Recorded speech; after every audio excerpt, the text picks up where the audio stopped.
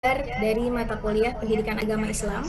Nanti untuk kelas kalian, ini kelas A kan ya? Ya, Bu. Oke, ini nanti ada 3 dosen yang mengajar. Jadi selain Ibu, juga ada Bapak Dekan kita ya, Prof. Halim, kemudian ada juga Bapak Nuryadin. Cuman untuk pertemuan awal ini, insya Allah nanti sampai pertemuan kelima, Ibu nanti yang akan mengajar. Nah, mungkin langsung saja Ibu akan share tentang garis besar perkuliahan kita ya. Tunggu sebentar.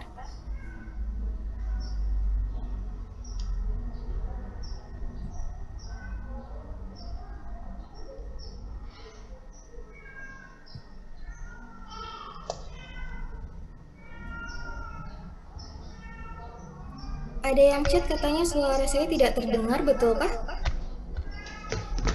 Terdengar, Bu. Ya, Bu, Terdengar, Bu, jelas. Terdengar, Bu. Jelas ya, alhamdulillah. Berarti mungkin yang bermasalah dari ini ya, mahasiswa atau mahasiswinya. Coba dicek kembali ya.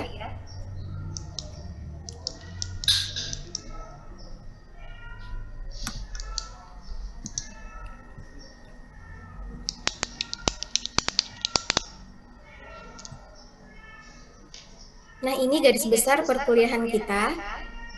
Jadi untuk hari ini adalah kontrak perkuliahan saja, kemudian pengantar materi 1 semester. Jadi insya Allah nanti untuk mata kuliah pendidikan agama Islam ini adalah materi-materi nanti yang akan kita pelajari. Di antaranya ada tentang konsep ketuhanan dalam Islam. Kita akan mempelajari bagaimana konsep ketuhanan, nanti ada menurut teologi barat dan tentunya menurut pandangan Islam. Kemudian ada juga hakikat manusia dalam Islam.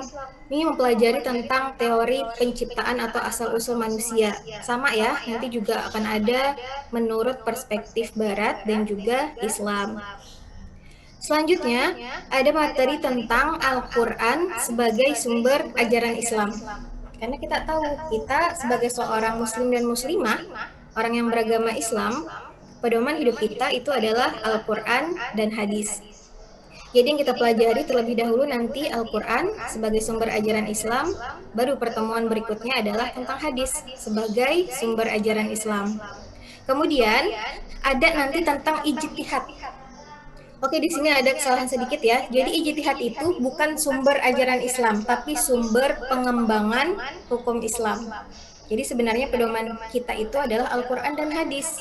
Kemudian ketika ada sesuatu yang tidak dijelaskan secara rinci, baik itu di Al-Quran maupun hadis, maka nanti para ulama yang berkompeten di bidangnya itu akan melakukan ijtihad, merumuskan suatu hukum yang baru. Oleh karena itu, ijtihad ini adalah sumber pengembangan hukum Islam. Itu lebih tepatnya seperti itu ya, bukan sumber ajaran Islam. Kemudian ada tentang etika, moral, dan akhlak. Sekilas ini sepertinya sama, memang betul ada persamaan, tapi ternyata berbeda. Persamaan dan perbedaannya apa nanti akan dibahas di sini ya. Kemudian ada tentang politik, demokrasi, dan HAM dalam Islam. Tentunya nanti juga akan ada teorinya secara barat. Politik dan demokrasi menurut barat seperti apa, kemudian nanti baru menurut Islam. Lalu ada ilmu pengetahuan menurut Islam. Ada juga teknologi dan seni. Kalau menurut Islam itu boleh apa tidak? Nah, ini nanti kajiannya di sini ya.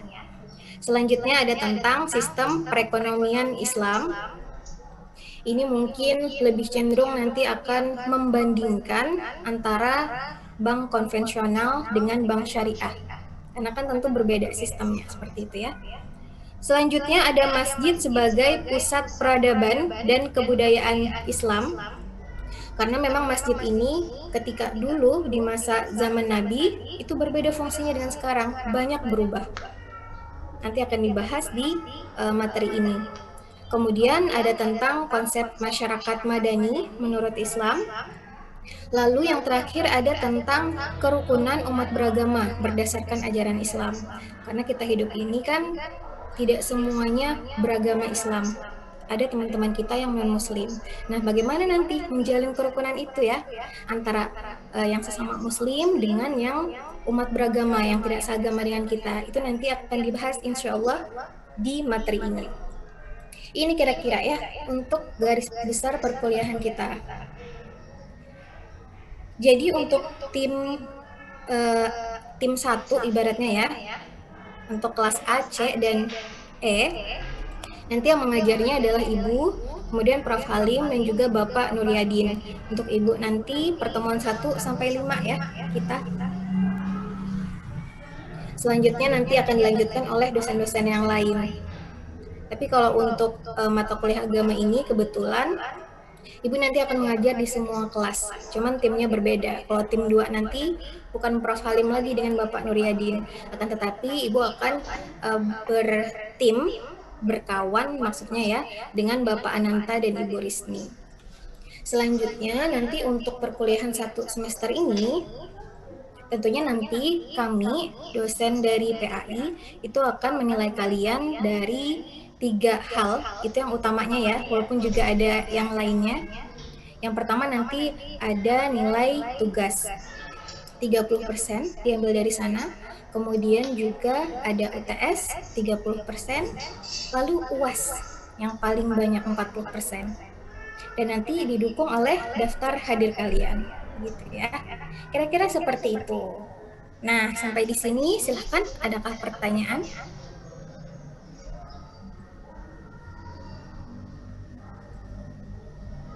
Mengenai garis besar perkuliahan mungkin? Nanti untuk pembelajaran kita, kemungkinan besar sih ya, akan dilakukan daring penuh gitu ya. Jadi nanti akan dilakukan lewat Zoom ataupun nanti e-learning. Biasanya seperti itu. Begitu pula kalau Ibu ya. Nanti Ibu akan hadir bisa melalui Zoom menjelaskan di sini.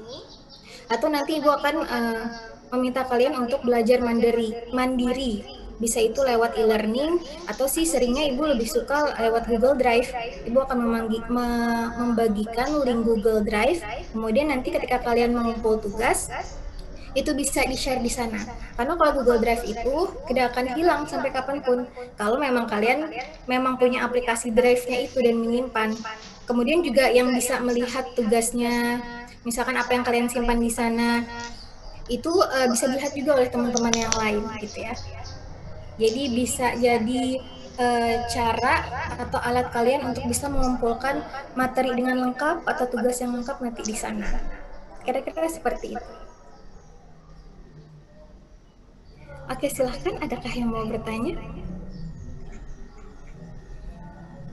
tentang mata kuliah ini? Izin bertanya, Bu. Oke, silahkan. Siapa itu? Regina ya? Perkenalkan, nama saya Regina Dwi Puspitasari. Izin bertanya, Bu, untuk mata kuliah agama ini ada prakteknya? Oke, prakteknya ya. Kalau dulu ketika sebelum pandemi ini ada, jelas ada prakteknya. Dan saya lebih suka meminta mahasiswa dan mahasiswi itu praktek dengan membuat film dokumenter. Karena kan kita punya garis besar perkuliahan, kemudian dibagi tugas gitu ya. Lalu mereka membuat film masing-masing yang berkaitan dengan itu. Dan itu saya nilainya sih sebagai nilai UTS, jadi nggak perlu ribet banget gitu untuk UTS. Misalkan ada yang ngambil materi tentang konsep ketuhanan dalam Islam, kemudian nanti mereka bikin film tuh, terserah. Misalkan bikin film tentang syirik, pemerannya ya mereka juga gitu kan, ya panitianya, yang kameramennya mereka juga. Biasanya seperti itu. Jadi sambil mengasah skill para anak muda zaman sekarang tuh kayaknya kan memang tidak lepas dari gadget. Tapi kalau untuk yang setelah pandemi ini itu belum teraplikasi lagi. Namun biasanya akan Ibu gantikan dengan praktek membaca Al-Quran. Ya sedikit lah, mungkin beberapa pertemuan.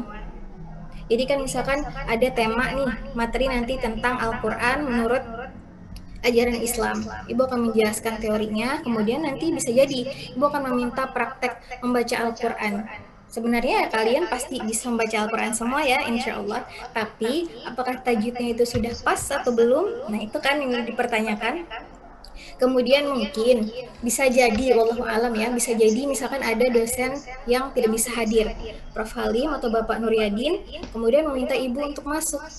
Jadi biasanya Ibu mungkin bisa menjelaskan sesuai materi beliau, atau ya lebih baik Ibu mengajarkan perbaikan membaca Al-Quran. yang surah-surah sholat saja gitu. Misalkan seperti surah Al-Fatihah, Al-Ikhlas, surah yang 4 itu, pokoknya surah-surah pendek. Terlihatnya memang terlihat apa ya? Terlihat sangat mudah gitu ya, dan kalian pasti hafal. Tapi ketika dipraktekkan, ibu mendengarkan, wah ternyata masih banyak yang mungkin bisa dikatakan belum sesuai dengan tajwidnya. Mungkin prakteknya seperti itu sih. Kalau sama ibu, tidak tahu kalau sama Prof. Halim dan Bapak Nuryadin gitu ya, Regina ya. Siap, terima kasih Bu. Oke. Pertanyaan yang lain adakah?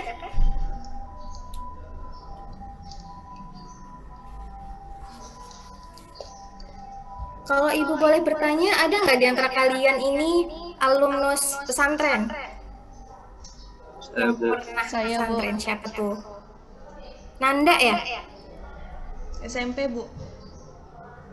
Oh, SMP pesantrennya. Oh, Nanda SMP apa gimana maksudnya? SMP Pesantren Darul saat Hijrah Putri, SMP? Bu. Oh, oke. Darul Hijrah bukan?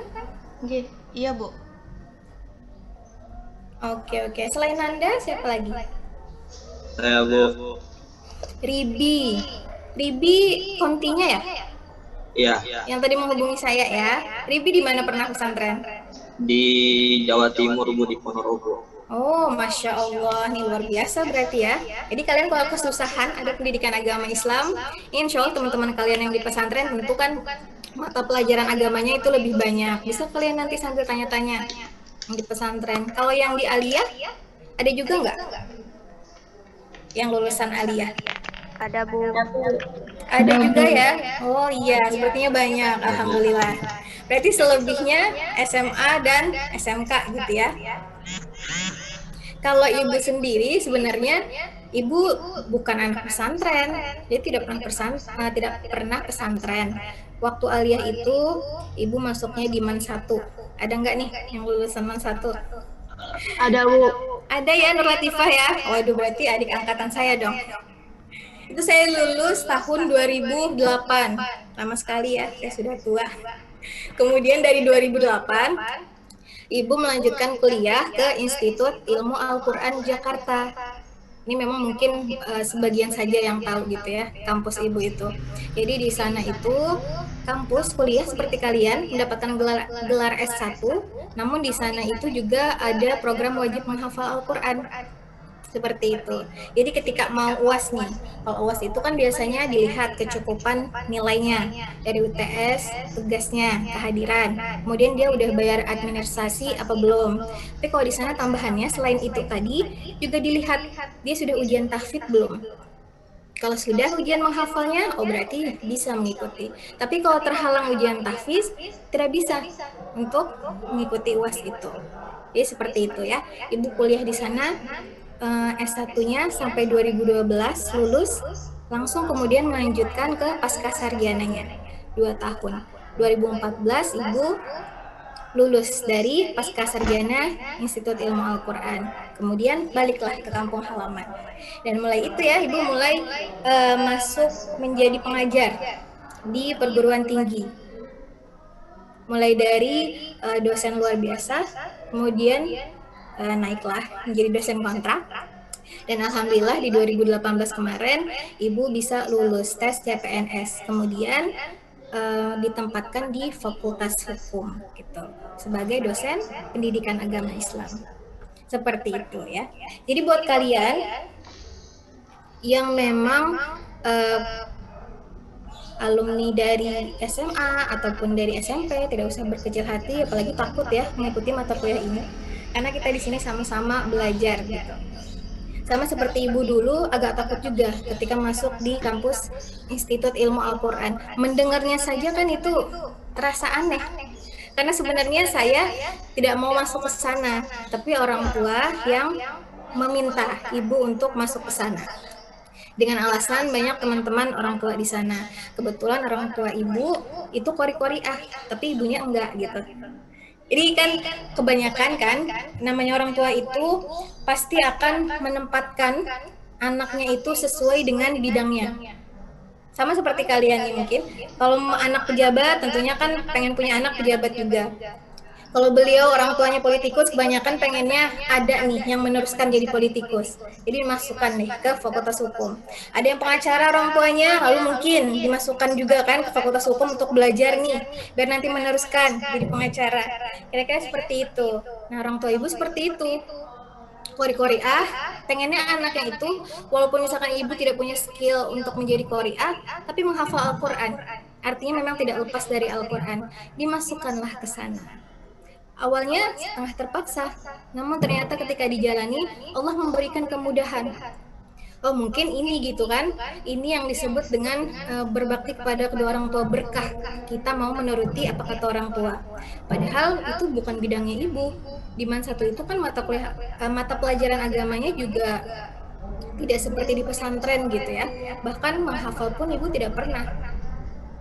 Paling menghafal surah-surah saja gitu. Jadi benar-benar beradaptasi dengan suasana di kampus itu. Kira-kira di antara kalian ini yang masuk Fakultas Hukum, ada nggak yang diminta oleh orang tuanya juga? Atau semua memang ingin gitu kan, memang impiannya masuk Fakultas Hukum? Karena kebetulan, Bu. Karena diminta, Bu. Karena diminta. Karena diminta siapa tadi? Karena Orang karena tua. masuk pilihan pertama, Bu. Mauan sendiri, Bu. Oh gitu. Ini kalau nggak salah Faisal ya tadi. Diminta Ya, Bu. karena tidak masuk pilihan pertama. Bukan saya, Pak. Oh bukan ya, ini karena banyak yang berbicara. Konita ya tadi ya yang diminta ya? Iya, Bu. Ana, memang Konita ingin masuk apa? Awalnya maunya ke kedokteran gigi, Bu. Oke. Kemudian akhirnya Di pilihan kedua masuknya dipilihkan orang tua. oh seperti itu. Jadi akhirnya masuknya ke Fakultas Hukum. Orang tuanya bekerja apa nih? Dosen di UIN. Oh dosen UIN, Masya Allah nih ya. Jadi yang masuk di Fakultas Hukum ini luar biasa. Ada anak dosen, ada anak anggota MPR, anak pengusaha batubara gitu ya, anak pengacara, anak advokat, luar biasa ya. Pada intinya, kalau misalkan kalian memang masuk Fakultas Hukum, niatnya memang ingin belajar tentang hukum, maka teruskan. Karena dari niat itu nanti yang memudahkan kalian menjalani semuanya. Ini kan kalian baru maba ya, mahasiswa baru, belum merasakan nanti dunia mahasiswa seperti apa. Jadi mahasiswa itu awalnya bersemangat karena dapat nih pilihan sudah gitu kan, atau intinya oh sudah berstatus mahasiswa. Tapi lama-kelamaan namanya manusia jenuh ya, mengikuti semester 1, semester 2, sampai nanti naik ke atas, banyak tugas-tugas gitu kan, dosen ini, dosen itu. Kemudian kalian nanti ada yang sambil berorganisasi, ada yang sambil bekerja mungkin ya. Itu nanti akan membuat kalian dalam masa-masa ada nanti titik jenuhnya gitu. Nah, ketika titik jenuh itu kembalikan ke niat kalian bahwa kalian belajar itu untuk meraih ilmu. Ya, dan niatkan jangan sampai untuk meraih gelar ya. Kalau kita niatnya untuk mendapatkan ilmu, insya Allah dapat nanti gelarnya. Tapi kalau kita mengejarnya gelar saja, belum tentu dapat ilmunya. Karena kan Allah mengangkat derajat orang yang berilmu, bukan bergelar. Ada yang tahu nggak ayatnya? Yarfa'illahul ladzina amanu minkum walladzina utul ilma darajat. Nah, betul, Masya Allah Ribi ya. Yarfa'illahul ladzina amanu minkum walladzina utul ilma darajat. Allah itu mengangkat orang-orang yang beriman di antara kita dan orang-orang yang berilmu pengetahuan di antara kalian. Jadi gitu ya. Ayo nanti semangat kalian belajar menuntut ilmu untuk mendapatkan ilmu. Sebentar.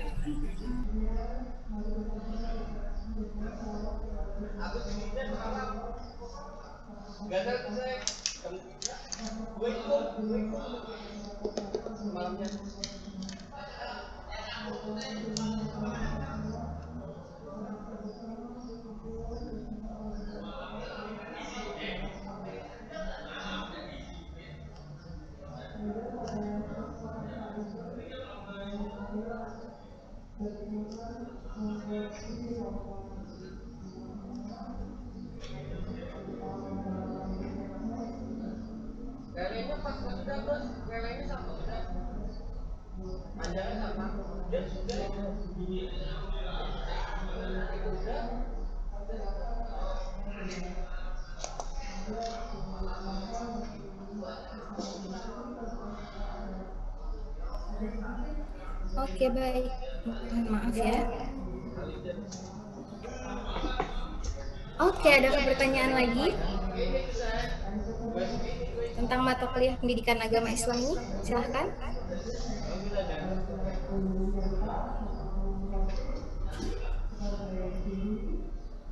Ataukah sudah jelas? Berarti sudah kenal dengan Ibu ya, sedikit banyak lah, Ibu sudah perkenalan. Kemudian ya bisa jadi nanti Prof. Halim ketika masuk beliau juga akan menjelaskan. Nah, Prof. Halim itu beliau menjadi salah satu pengajar pendidikan agama Islam karena sebenarnya beliau itu ada sarjana agamanya. Jadi sarjana agama dulu, terus kalau tidak salah riwayat pendidikan beliau, baru kemudian beliau belajar atau masuk jadi mahasiswa hukum gitu ya, meraih sarjana hukum, baru kemudian magister humaniora gitu kan, baru kemudian doktor kayak gitu. Kalau Bapak Nuryadin, beliau itu adalah dosen luar biasa. Sebenarnya beliau adalah dosen PNS di UIN Antasari. Tapi karena memang beliau sebelum saya ke Fakultas Hukum itu sudah menjadi dosen luar biasa, jadi sampai sekarang masih menjadi bagian dari tim dosen pendidikan agama Islam. Seperti itu ya. Oke, kira-kira sudah jelas ya tentang gambaran perkuliahan kita, kontrak perkuliahannya juga, dan juga nanti mengenai hal-hal yang lain bisa nanti ditanyakan sama Ibu ya, bisa aja nanti chat Ibu.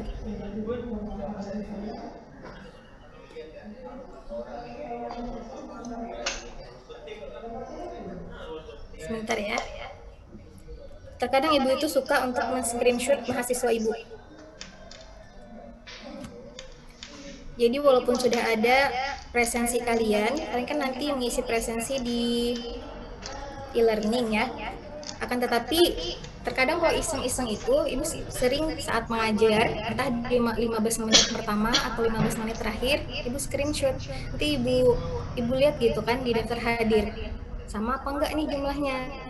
Daftar hadir semua, ternyata di Zoom seperti ini, ada 62, baru 62 ya, padahal kalian ada sekitar kalau nggak salah 75 atau 76 untuk yang kelas A ini.